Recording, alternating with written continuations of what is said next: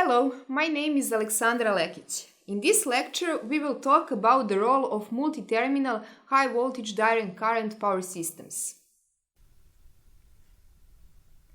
One of the most promising energy sources is wind energy. After hydropower, wind energy represents the second largest energy potential.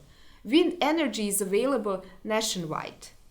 It's a viable energy source both onshore and offshore.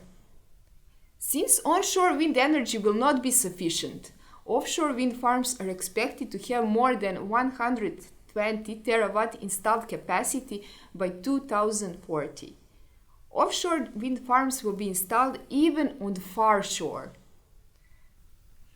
The generated wind energy is efficiently transferred onshore through the so-called integrated multi-terminal high-voltage direct current power systems, shortly referred as HVDC.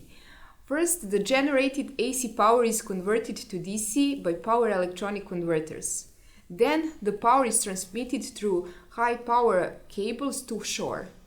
Onshore DC power is converted to AC using once again electronic power converters connected to the AC grid. On this slide, you can see the transmission process. Wind farms are depicted on the left side and AC grid on the right side of the slide. There is still a question. Why is HVDC chosen for energy transfer? There are a couple of reasons. For DC transfer, there is no need for three conductors as it would be required for AC transfer. This makes the transmission lines cheaper. Also, there are no reactive components in the transmission line. And second, the system is more controllable. Offshore wind farms are organized in multiple groups. Each group is connected to one power electronic converter with grid-forming capabilities.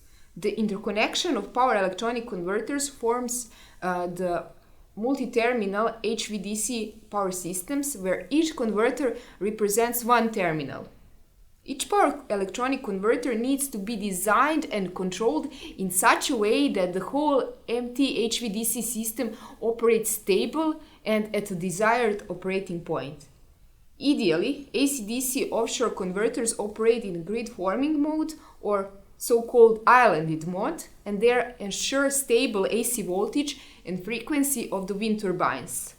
Onshore DC-AC converters should provide stable DC voltage for the whole multi-terminal HVDC and also provide the power sharing between converter stations.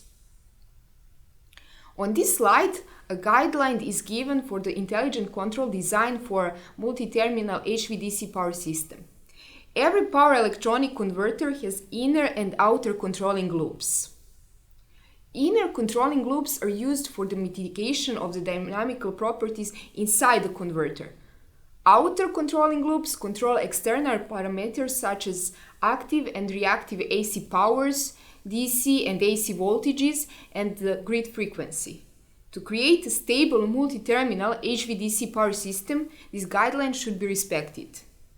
Thus, offshore converters operate in islanded mode or grid-forming mode and control AC voltage and frequency of the wind farms.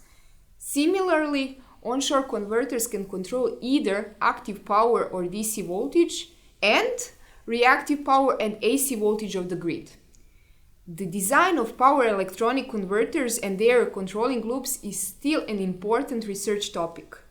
Till now, there are no sufficient interoperability studies. Therefore, a lot of work should be invested in overcoming the big challenges of the multi-terminal HVDC power systems. A main challenge of the multi-terminal HVDC power systems is blackout prevention. This slide depicts one example of how a blackout occurs. On this slide, Figure 1 depicts one multi-terminal HVDC system that operates nominally. The converter station had overvoltage, and that caused the failure of that station, which can be seen in Figure 2. This overvoltage propagates through the system, causing the converter station to block one by one, as it is seen in figure 3.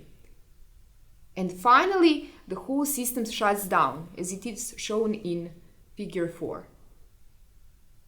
The proper design of control and protection of the multi-terminal HVDC power system can prevent blackouts and overvoltages and overcurrents in the whole system. So, now you know the role of multi-terminal HVDC in the integration of cross-vector renewables into the electricity grid. Specifically, you have learned the technical structure of multi-terminal HVDC, grouping of multiple renewable through HVDC, multi-terminal HVDC control, and blackout prevention challenges. We hope that you learned something new from this video and hope to see you soon.